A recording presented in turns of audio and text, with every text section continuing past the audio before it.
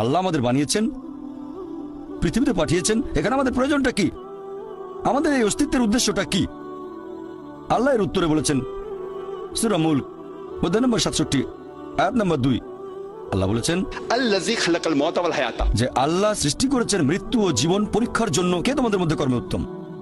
আল্লাহ সৃষ্টি করেছেন জীবন ও মৃত্যু পরীক্ষার জন্য, কে তোমাদের মধ্যে কর্মে উত্তম? আল্লাহ পবিত্র কোরআনে বলেছেন সূরা আলে ইমরান অধ্যায় নম্বর 3 আয়াত 185। আল্লাহ বলেছেন কুল্লু নাফসিন যায়কাতুল মউত, প্রত্যেক জীব মৃত্যুর স্বাদ গ্রহণ করবে, আর চূড়ান্ত বিচার হবে রোজ কিয়ামতের দিনে। যাকে সেদিন দোজখ থেকে রক্ষা করা হবে আর বেহেশতে দাখিল করা হবে, সেই পৃথিবীর উদ্দেশ্য অর্জনের সফল কাম। কারণ এই পার্থিব জীবন ছলনাময় ভোগ ব্যতীত আর কিছুই নয়। তার মানে এই পৃথিবীতে আমাদের ইহকাল, এটা পরকালের জন্য একটা পরীক্ষা। যদি আল্লাহ সুবহানাহু ওয়া তাআলার আদেশগুলো মেনে চলেন, তাহলে পরকালের জীবনে বেহেশতে যেতে পারবেন, আর আদেশগুলো না মানলে বেহেশতে যেতে পারবেন না, দোজখে যাবেন। তাহলে এই জীবন আমাদের অস্তিত্বের পেছনের উদ্দেশ্য, আল্লাহ বলছেন পরকালের জন্য পরীক্ষা।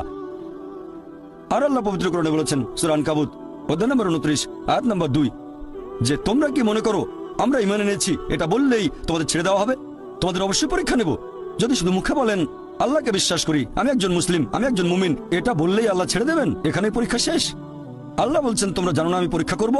শুধু বললেন আমি একজন মুসলিম, শুধু মুখে বললেন আমি বিশ্বাসী, মুখে বললেন আমি আল্লাহর কাছে নিজের ইচ্ছাকে সমর্পণ করি, তাহলে আপনাকে ছেড়ে দেওয়া হবে না। আল্লাহ অবশ্যই পরীক্ষা করবেন। আল্লাহ পবিত্র কোরআনে বলেছেন সূরা বাকারা অধ্যায় নম্বর 2 আয়াত নম্বর 155 আমি অবশ্যই তোমাদের পরীক্ষা করব ক্ষুধার ভয় দিয়ে, জীবন আর ধন সম্পদের ক্ষয়ক্ষতি দিয়ে এবং ফল ও ফসলের ক্ষয়ক্ষতি দিয়ে।